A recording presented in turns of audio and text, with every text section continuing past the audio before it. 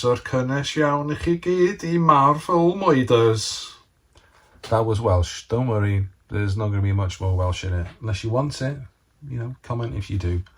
My name is Dom, but I've got more information for you as well. Maybe I should explain what's going on. This is Marvel Moiders. Marvel Moiders is something I've been thinking about for a long time. A YouTube channel, as you've probably guessed, about Marvel movies and TV shows. And I'm getting myself involved in that whole big discourse of talking about Marvel stuff. Now, there are already a lot of Marvel shows, a lot of Marvel things on YouTube. Yes, I know there are already a lot of Marvel shows, a lot of Marvel things on YouTube. That's kind of the point. I want to join in the conversation. I want to stick my beak in the discourse. I want to dabble my toes in what's going on. I love watching these channels. We're watching them for years now. Screen Crush, New Rock Stars, Phase Zero / Hero, dozens of these titles. All of them kind of adding a little different angle to the swirl, to this galaxial swirl of ideas and theories and insights around the MCU and beyond. That's the Marvel stuff. But what about the Moiders? Moiders. What is Moiders? Moider. What does Moider even mean? Well, I'm from Wales. I'm from a place in Wales, small place with a big name. Llanfai Pwll Gwyngyll Gogorch yn Drobwll Llan Sicilio Gogogoch on Ynys Môn, the island of Anglesey off the north coast of Wales, in Britain. That's where I'm from. And where I come from, we have a word, moider. It's a word we use in English, and it means just talking about something so much that you start to cause pain to those around you. It's about moidering on, bullshitting, just going on and on about something. It comes from a Welsh word, moidro, which means to worry. It means to kind of fret about things, and also means to cause pain, to cause worry. So moidro, moider. It's not about murder. That would be horrific. That would be horrifying to do a thing about murder. There's enough people who do podcasts about murder anyway, and I don't really get that in the first place. No, not like Moider. Moider.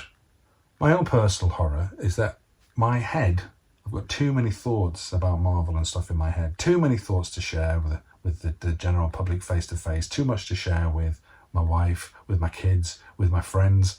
I need an outlet that could also maybe become an inlet.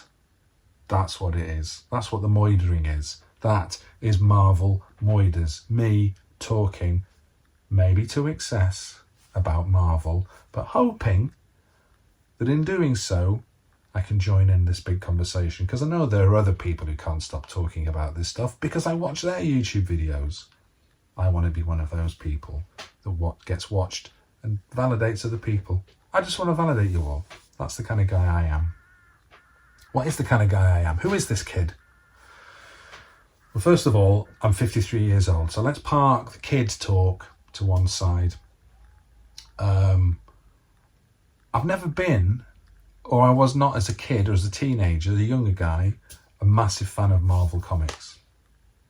When I was younger, in like late 70s, early 80s, I've got memories of reading like UK editions of lots of Marvel titles. For some reason, the ones I remember are way more woke than probably what I was reading at the time. I remember reading like Power Man and Black Panther, the Avengers. I really remember Hulk fighting Rhino and the Master in one edition. Machine Man, that was definitely a title of its time. I don't know whether we get very far with Machine Man nowadays. I don't know when the last time he was even published was, but I wouldn't, because I'm not a massive comics fan. But anyway, that being a kid in the late 70s, early 80s, graduating from reading the Beano, Dennis the Menace, not the blonde, weird American one,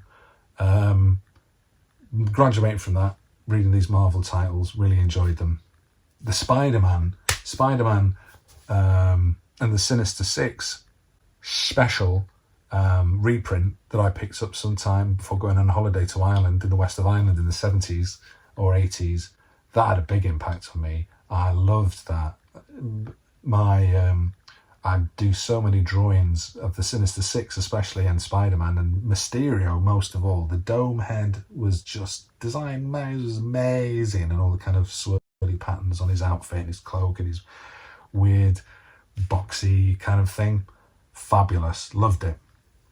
I was still aware of the general Marvel stuff. So the Marvel Spider-Man cartoons, Spider-Man and His Amazing Friends, the Hulk TV show, all the stuff that was out there in the normal kind of mainstream culture. I still absorbed that. I had some idea of what was going on with Marvel.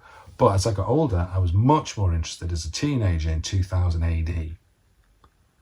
2000 AD was that bit darker humour-wise, was that bit snappier. It was more anarchic, more punk. It had a guy who said Splundig vor thrig, and that was just based on someone not being able to type and mashing up a word in a script, and they went, Splundig vor thrig, that'll do for us. Borag thung, all that stuff. It was more kind of British in a way, and Marvel seemed a bit too straight, a bit too mass-produced, a bit too, this is the Marvel way. Check out these muscles. Everyone seems to be wearing leotards.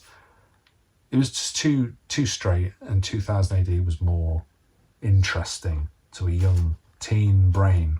Marvel felt a little bit like it was for kids, and DC, so I gave them a swerve. Then, 1989, Batman comes out. DC-wise, I'd loved the Richard Donner Superman films as a kid. And Gene Hackman as Lex Luthor. Christopher Reeve, I don't think will ever be bettered as Superman. So on the money with everything, hit the Clark Kent side and the Superman side. The Batman TV series was a lot of fun, but it was fun. It was, fun, camp kind of fun. Now I was 16 years old, and I wanted something a bit more bite in it. But I got that from Batman, from Bite Man, if you will. I got that from Tim Burton and Jack Nicholson and Danny Elfman and Prince and Michael Keaton. They all brought that bite, that snap. I loved that movie. Absolutely loved it. And even though the Batman franchise kind of went off a cliff a little bit over the 90s, I was reading, The Killing Joke and The Dark Knight, and Arkham Asylum was massive. I loved Arkham Asylum. The Batman cartoon that used to be on Batman the Animated Series, was it called? On Saturday mornings on Kids TV. I was watching that as a student. I loved it, videoing it. So DC fitted my teen, late 20s, angsty kind of take of the world a bit more. Marvel was for kids. That was how I felt about it at the time, about Marvel. Maybe how Marvel was at the time, but also what I needed from things at the time. Marvel wasn't really it. So how come I am now all about the Marvel? How come I'm now a regular Marvel movie goer?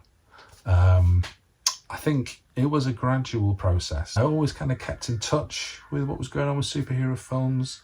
The Marvel cartoons that were really big in the 90s, like the X-Men animated series and the other Spider-Man cartoons, they kind of passed me by. I didn't really see them. Kept in touch with it. I'd watch things, but wouldn't see myself particularly as being an American comic follower. Particularly, I watched Judge Dredd, the Sylvester Stallone abomination about whatever Danny Cannon was up to with that. That, from being someone who's a mad fan of the comics, that maybe give me an insight why people would get stressed about Michael Keaton not being tall enough to be Batman and stuff like that. But I wasn't like that about US comics. The first kind of cultural milestone that set me on this journey would be Blade. It's Blade. It's the Daywalker. But I didn't feel it so much like it was a superhero film or a comic book film. I felt it was more of a vampire film that I was coming to it as. Didn't really know Blade from the comics, I think, at all. Didn't know he was in the comics initially. So I didn't have any kind of comics-based expectations. I didn't know he was meant to be British and called Eric. That would make me think of Banana Man. Eric is Banana Man. And he wasn't Banana Man. He was Blade.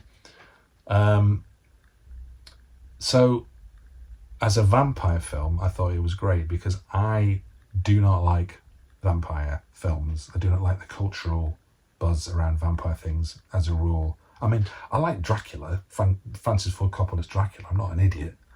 But vampire films in general, they're too hammy, especially the Hammer films. The vampires are too miserable, too much ennui, they're too aristocratic. These people have been alive for hundreds of years and they just seem so bored and effete and debauched and pale. They don't look like they're having a good time. I didn't have a good time watching them. I had a good time watching Blade. Blade was not an aristocrat. Blade was not bored and effete.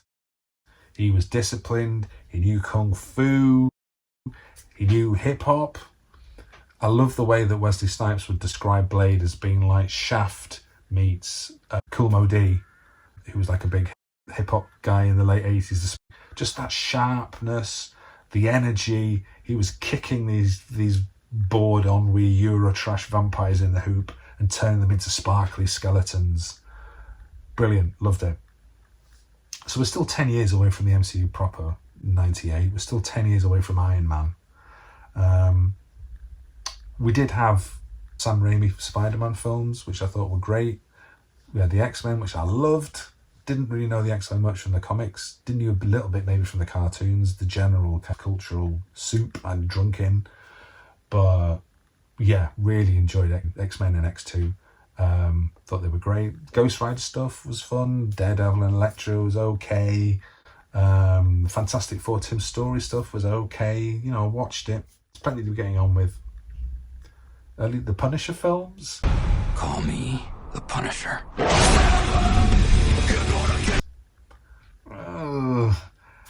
They were pretty dodgy, but I think the Punisher in general is fairly dodgy. If there's anyone who professes a big love for Punisher stuff, I tend to see that as a bit of a red flag or a black flag with a white skull on it.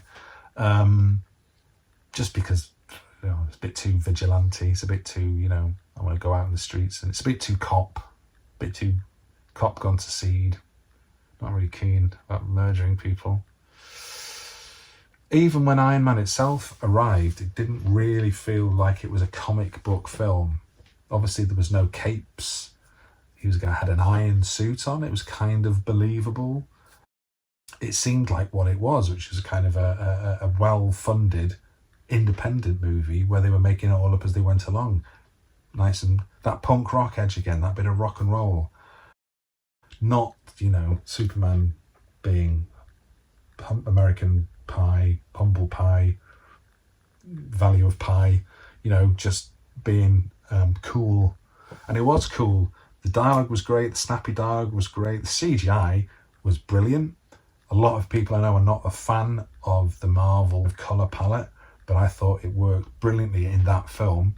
And then from then on, it made sense to roll that out. Like with the snappy dialogue, because the Iron Man film became the template in lots of ways for what Marvel was, the best bits, the dialogue, the cool CGI, the cool ideas, the excellent casting, that was carried on then through the early MCU. And I think that's what drove, for me, a lot of my interest in it from then on.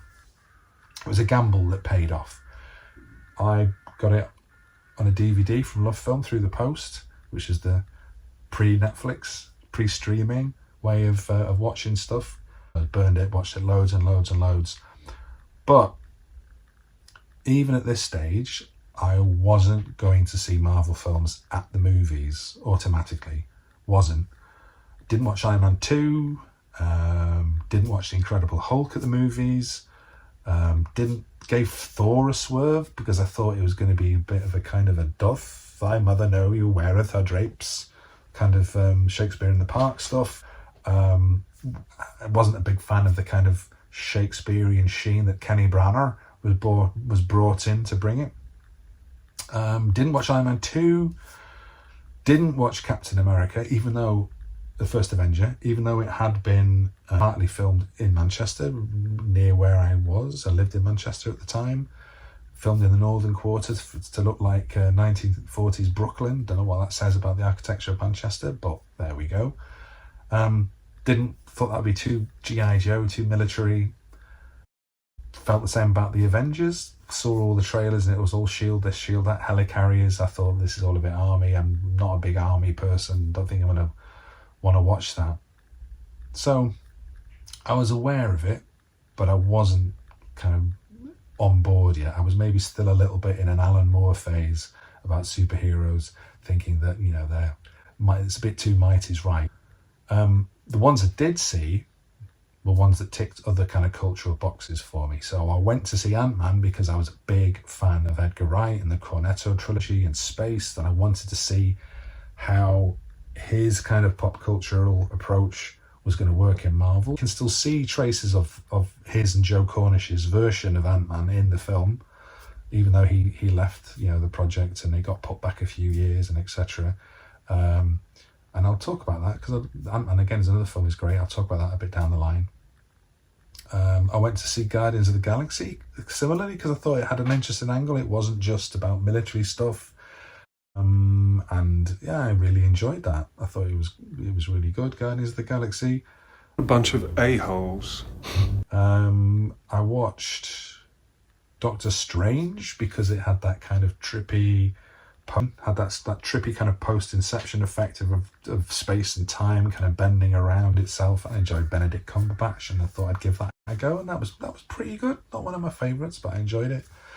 But the mainstream of it, so Age of Ultron, Winter Soldier, Captain America Civil War, the Spider-Man films, Thor Dark World, even Guardians of the Galaxy 2, I didn't go to see because I was basically a very casual Marvel fan, aware of it. I might go and see this, that, I'd watch it when it came on Netflix, this, that and the other, but not a devoted Marvel follower. Oh, I used to watch Agents of S.H.I.E.L.D. regularly as well until I couldn't get access to Sky Atlantic anymore. So that, yeah, I was doing that. But what changed? Two things. First of all, The Avengers came onto Netflix. Like I said, I'd avoided going to see it in the films. I didn't know if I wanted to give a big bombastic military thing my money. I'd watched enough Roland Emmerich films already. I didn't really feel like I needed to do that kind of might is right stuff again.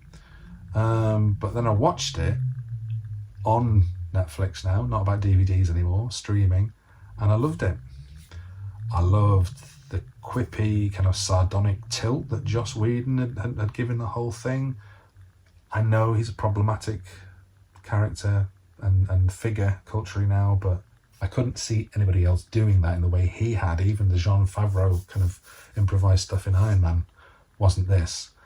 Really enjoyed that. Enjoyed the characters. The casting was fantastic. The CGI again was convincing. Really worked for me. Just absolutely great. And I watched it over and over. And that was the first thing that nudged me even further into the orbit of Marvel and MCU stuff. Then, but still not going regularly to films, didn't see Spider-Man, didn't see the majority of films, would just wait for them to kind of come out on DVD or to come onto the streaming. The next thing that accelerated this whole process, the next milestone, was the Thor Ragnarok teaser trailer. That was so fucking exciting, I cannot tell you. Cutting it to the immigrant song was genius, and I later found out that that's what Taika Waititi had done. In his pitch to direct Ragnarok, he'd cut footage to the immigrant song, Led Zeppelin. Brilliant. And you can kind of see when you watch trailers, there's the before Ragnarok Marvel trailers and the after Ragnarok Marvel trailers, and they're just cut so much differently. The different approach to the whole aesthetic of the film was cool. He's a friend from work. It was a fantastic joke. God bless that kid that was there and suggested they use that joke. It was absolutely fabulous. That was a huge hook of that trailer for me. And I'd watch it with my then 5-year-old son at bedtime in bed over and over, loving it. We even watched like an 8-bit music version of it on YouTube. It's fantastic. So that put me on the hook. And from then on, I've watched every Marvel film. I've watched Madame Web in the movies. I haven't watched, full transparency, haven't watched Kraven the Hunter. I have seen it, but not in the movies. But everything else, I'm there. Usually on the first day. If it's an MCU one, they're on the first day. If it's a Sony one, yeah, give it a little, not in such a rush. So I saw Black Panther, and then I saw Infinity War, and Infinity War cranked me in again. The noose was, the fishing net was tightened around me now. And I sat in my car after watching Infinity War, mind swinging from its blasted hinges, feeling completely weirded out. Couldn't believe the film had ended in that way. I won't spoil the ending. Couldn't believe that I was going to have to wait a year to find out what happened next. And so that then got me watching the YouTube, watching Cosmic Wonder and those kind of channels, just to get an idea of what might be happening, seeing their theories, seeing the rumours that they'd heard. And yeah, then completely part of the Church of Marvel. This really interesting research was done in the early noughties, looking at the brain activity of people who were big fans of Apple as the technology, big kind of Apple cultists, and the brain activity of religiously devout people, or devoutly religious people. And this research showed that the same areas of the brain were lighting up in the brains of people who were talking about iPhones or going to an Apple store as people who were talking about Jesus and going to church. The same parts of the brain would light up. And my brain lights up, I think, the same way for a lot of this MCU stuff, like this Marvel stuff. These are my like religious texts. And what I feel like I want to do with Marvel Moiders is be like a medieval monk or a rabbi or something, and add my commentary in the margins, in the marginalia, add it to the palimpsest, or whatever the word is, scribble in the vellum with my quill, draw little pictures, so that my text becomes part of the bigger text, then becomes a thing inside a thing, or becomes the thing outside it, and then a thing outside it again, just becoming involved in it in that way. Having this urge doesn't just, I think, come from a religious sense. I think it comes from being autistic. And autistic I am, my friends. I celebrated, and it felt like a celebration, my diagnosis as being autistic by going to watch Guardians of the Galaxy Volume 3 on the day it came out. And that's probably the most autistically coded project in the whole of the MCU. But that's for another video. I'm not going to completely pull on my autism goggles just now. But one of the things that autistic people feel compelled to do, enjoy, gives them a sense of being alive, is immersing themselves in something. So people are big readers, or they immerse themselves in, I don't know, trains or whatever. Anything that's big enough. Football is a big one. I think it's very easy to immerse yourself into football. And for me, Marvel and the MCU is the big thing that I can immerse myself in, because there's the comics as well, and there's all this other discourse and YouTube and what have you. So the bigness, that's one factor. The second factor is about superhero stuff in general, comic stuff in general, is it's weird. It's about changing things. It's about imagining things not being the same. It's about changing history, changing reality. As an autistic person, you can look at the world and go, I'm not really feeling like I'm vibing with this. I don't really get it.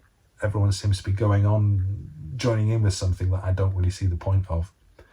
And so you look to fiction to find a different version of things, to find a version of stuff. And if you are kind of immersed enough or motivated enough, you start writing your own things, because you want to imagine things differently, because the world as it is not really satisfactory. And so if you have something like comics where people have powers, where history changes, where what's possible changes, and you add in a multiverse, or you add in what if versions of things. There's even more to immersion of things. There's even more possibilities of things being different, and that tickles the cockles in a way that feels very vitally important. And then the third finger in this fist of Marvel compulsion is, I love talking about ideas, about what things might mean. I love looking at cultural products and seeing how the means of production have shaped them, or how the cultural values around them, whether it's feminist kind of discourse or a materialist kind of thing or a Marxist kind of thing or whatever, looks at these cultural products and says, you know, this is where this has come from. It hasn't just popped out of someone's head necessarily. This is where it's come from. I love the fact that you can look at UK sitcoms and US sitcoms and the differences between them, and the fact that US sitcoms are just people sitting around quipping and snapping jokes. UK sitcoms are kind of built on people stuck in bitter lives, and you're thinking, oh, that's just UK culture is bitter, US culture is competitive and snappy and self-confident. And it's like, well, you maybe, but what I see is when you find out about how these programs are made, the means of production plays a big role. In the US, you have writers' rooms. You have people coming and going in a writers' team, and competing, chipping in, bantering round a table. Then you watch the sitcoms and there's people sat around a bar in Cheers, or they're sat around the sofa in Big Bang Theory. They're sat around, sitting around, just bantering. That's it. In the UK, writing teams are generally like two people who've known each other for years, who work together, sitting in the same room over a desk, writing out, talking about what they're doing. And then you get sitcoms where you have people stuck in a place. British sitcoms, you're stuck in Dad's Army, you're stuck on Craggy Island in Father Ted, you're stuck in the basement in the IT Crowd, you're stuck in the junkyard in Steptoe and Son, you're stuck in Peckham in Only Fools and Horses, and you have these really intense, the characters have these really intense relationships, often that they feel completely trapped in. That's your UK sitcom means of production doing that. So that's a big example of what I like to see happening in films. Like the Multiverse saga is about Marvel trying to deal with all of these different IPs being absorbed into the MCU and how potentially disastrous it is.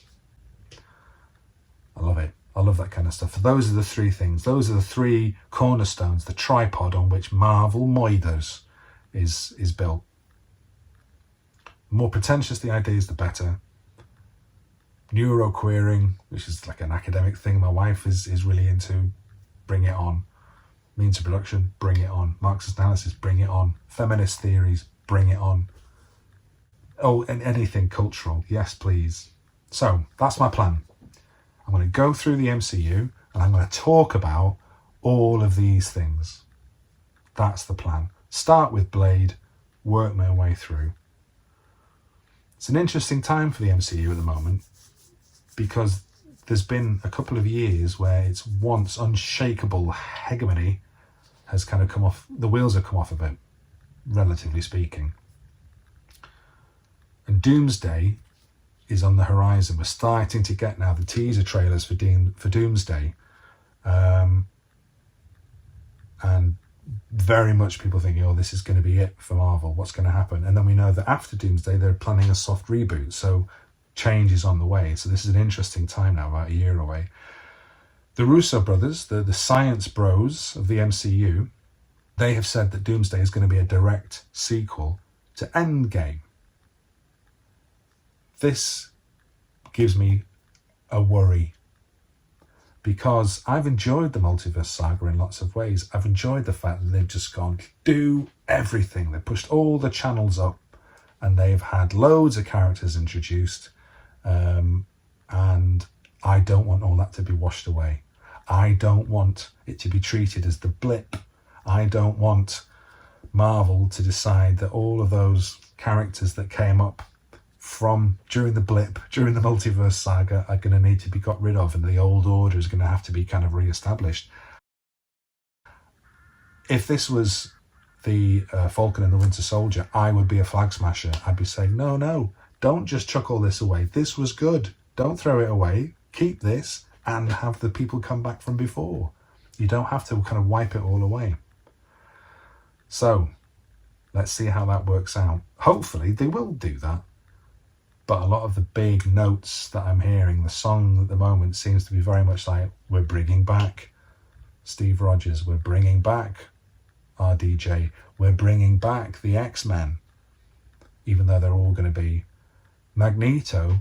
Talk about Marvel working until he's 90. He's 87. We're going to have a 90-year-old Magneto in no time. They are literally going to be working him until he's 90. Never mind the Wolverine jokes. So, don't know about that. I was really depressed when RDJ was announced as Doctor Doom. It felt like a bit of a desperate step. So I'm going to keep a watchful eye. I'm going to watch it anyway. It's very exciting. But it reminds me a little bit of Thanos' speech when he's saying, Don't live with your own failure. So, in your desperation, you return Back to me. It's like, you can't go back. You mess with time, tends to push back, Tony. Remember, Tony understood. Tony knew he had to die. It's RDJ that maybe didn't quite get it. Same task, different mask. Everyone's been thinking that that's the character. Tony Stark had a plan. Victor Von Doom's going to have a plan wearing a different mask. But it's going to be the same plan to protect everything.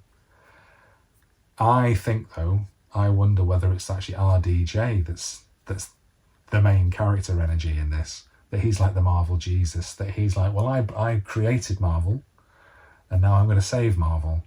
I don't like the kind of hero worship around Tony Stark that happens in the films and how it mirrors, again, means production stuff, how it mirrors the attitudes towards RDJ. It's not all about RDJ. It's not all about Iron Man. There's a lot more else going on. It's not healthy, I think.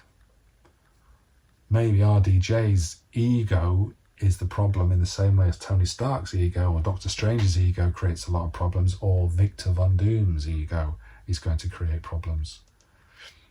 So maybe he'll live long enough to become the villain, to quote the DC side of the universe, with his suit of armour around the franchise. I don't think the multiverse was a mistake. I think it was great.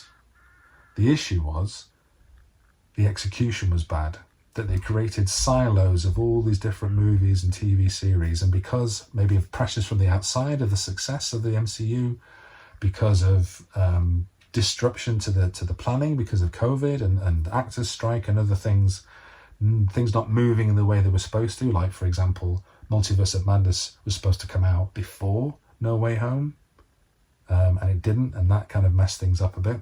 We have experience of the multiverse. Most recently, there was an incident with Spider-Man. What, man? Maybe because of these things, all the different projects didn't match together, didn't become part of a big idea.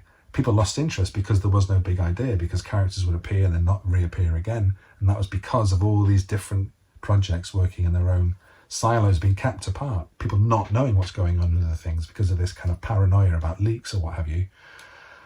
And that meant that all of the versions of the multiverse didn't really match up. You had Loki, you had WandaVision. At the time they were going, oh, yeah, these are going to tie together. No. You had Multiverse of Madness with its version of dream walking and what have you. You had the purple cracks in the sky in Spider-Man, which didn't really make any sense in Spider-Man No Way Home, and that kind of attitude to the multiverse. So it was all, the TVA obviously were a big element, which they've kind of run with a bit, but also have not been at all involved in other things. So it's been really fractured. Which has been part of the danger of the multiverse in the story context, and also been the danger to Marvel of how they've been handling it. It all matches very neatly with the multiverse saga thematically as well. So anchor beings, timelines, nothing really tied up, and I think that's where the problem was. But the multiverse itself, I think, absolutely splendid stuff. A lot of the good things about Marvel, I think, are still there. So I've talked about the casting. The casting's always been really good. I lived in mortal fear that at some point Tom Cruise was going to be cast as Iron Man. Thank the gods that never happened. I think the colour palette is something that people aren't sure about. I really love it. I think it really works. I like the kind of the realistic sheen that there is, as opposed to like the weird black and white, always raining adolescent Snyderverse stuff, or even the super shiny Raimiverse. Too kind of shiny, didn't really like that. As long as it doesn't veer off into just murky slop, I think it works really well. And there has maybe been a problem around the murkier slop stuff. But yeah, the casting has always been amazing.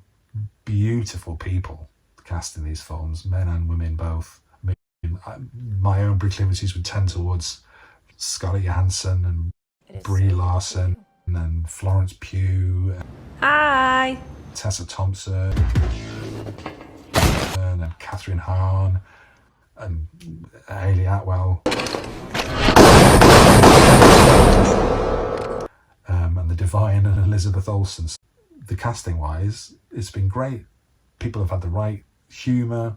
They've looked amazing a lot of the time. A part of that, I think, came from the X-Men, when you had like Halle Berry and Famke Janssen, Kirsten Dunst, that kind of era. So what is it I want from Marvel then? What is it I want from Marvel Moiders? What is it I'm doing? Well, in terms of the fandom and how people relate to stuff, The Last Jedi was a bit of a revelation for me. As a kind of lapsed Star Wars fan, and that might give you a clue as to how I reacted to The Last Jedi, I found it very difficult watch. I find it very deflating. I felt like everything that I wanted from a Star Wars film was being withheld and even kind of being pissed on a bit. And I went very cold on the whole franchise. And it made me realise that other people thought that this was exactly spot on, that they were the true believers, that what they wanted was exactly right, and they were getting it from The Last Jedi. And it made me realise that a very banal thought that I'm realising in a very profound way, that people want different things from different things. There's no right or wrong. You just come to it with different expectations, different things you want for whatever your own emotional, psychological needs are, and you get them, and you get them or you don't. So having realised that, I've realised that there are things that I'm not particularly interested in about Marvel films, and they're the things that I really love. I love the banter, I love the character interaction, the focus on interacting the kind of as a team. Age of Ultron, where they're hanging around playing with Thor's hammer, or just hanging around in the bar. Fabulous. Love it. Beginning of Winter Soldier, which itself is such ratcheted tension all the way through, but at the beginning opens up with Natasha and Steve chatting about fixing Steve up for a date. It's not written by Joss Whedon, it's still got that kind of feeling. So that's what I like. I like that. I like people reacting to these things. Because I'm not a massive fan of the comics, like I said before about Judge Dredd, there might be stuff in the comics that I would love, but I'm not aware of, so I don't get upset about them if they're not present. I wasn't upset about the Mandarin being a fake in Iron Man 3. I thought that was brilliant, and partly because Trevor Slattery is fucking amazing as a character and performed so brilliantly and cast so brilliantly, cast well as the Mandarin and also as Trevor Slattery. That is an amazing bit of casting, an amazing performance. That's what I want. I want these kind of ideas getting switched around. I like the change, expectations being frustrated, but my expectations aren't the same as someone who'd been reading about the Mandarin for 20 years. And then when the Mandarin did come along, that box was ticked, I think, as well, for lots of people too. So it worked out for the best, and it had the best intentions, I think. So I'm not so worried about plot holes. I don't get bent out of shape about power scales, who should be beating who, who's been nerfed. I don't mind. As long as it makes dramatic sense, then I'm fine with it. And you can't have Thor going full power. You can't have Hulk going full power. You can't have Captain Marvel full power. You won't be able to have the Sentry there all the time. You've got to give them some limits, otherwise there's no drama. It's not just top trumps. You're not playing top trumps. These are supposed to make sense of stories. But even if it doesn't make sense as a story, but they still have all the interactions, I still love it, still enjoy it. So that's what I want. Ordinary people with extraordinary powers. Ordinary people in extraordinary situations. That is what Marvel is about. And that's why I think Marvel is for grown-ups. Now that I'm a grown-up of my years, and now that Marvel is what it is, I see the point of it now. I see why it's good. You've got a mortgage and you've got to battle a superhero. You're not a billionaire necessarily. You're not a god from Krypton. You're not a goddess from Themyscira. You've got real life problems and you've still got to do all this stuff. Love it. For adults. So, we're a little less than a year from Doomsday coming out on the 18th of December, 2026. And I'm going to try and talk about everyone of the projects from Blade going forwards to now to Doomsday when it comes out, and what I want to talk about, what I like about the different things, what I don't like about them, maybe what changes were made, what the story might originally have been. Again, more of that what if the Mandarin was in Iron Man instead of Iron Man 3? What if? That's what I want. When they were making Iron Man with a box of scraps, what decisions were made? I like that. So what I'd want to talk about, what I like about something, what I don't maybe like about it, what it could have been that was different, if there's any cool trivia or kind of connections that fit in with things from the film, and even a little bit of what does the film actually mean? What's another reading of the film? Because I love thinking about that kind of stuff as well. So those are the things, what I like, what I don't like, what it could have been, what other ideas there were around it, were there any cool kind of trivia bits and pieces, and what's another reading of the film. Another thing about Marvel Moiders, it's not going to be slick, it's not going to be well lit. I've kind of rushed to do this afternoon because there's some sun coming into my little office. My little office is not as dressed up as I would like. I don't have a Marvel Moiders neon behind me, maybe one day. I've got a little representative Funko Pop here of Mobius. There you go. Wow. Talky. But I haven't got all my stuff out. I would have the Ascara up there, the original Ascara that I've got from Judge Dredd times, but I can't.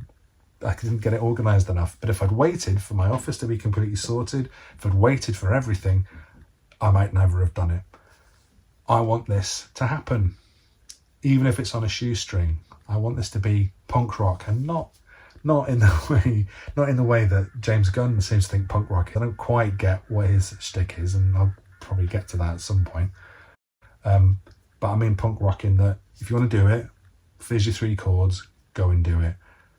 Do your album, put your single out and write on the back of it a receipt for what everything costs to make it. Do that. Just say, I'm doing it. I don't care if it's not perfect. This is not I don't want some Renaissance thing. This is woodcuts. This is just cartoons. This is comics. This is just get it out there. This is Marvel Moiders. That's why I want to do it. Some Marvel Moiders. are always trying to ice skate uphill.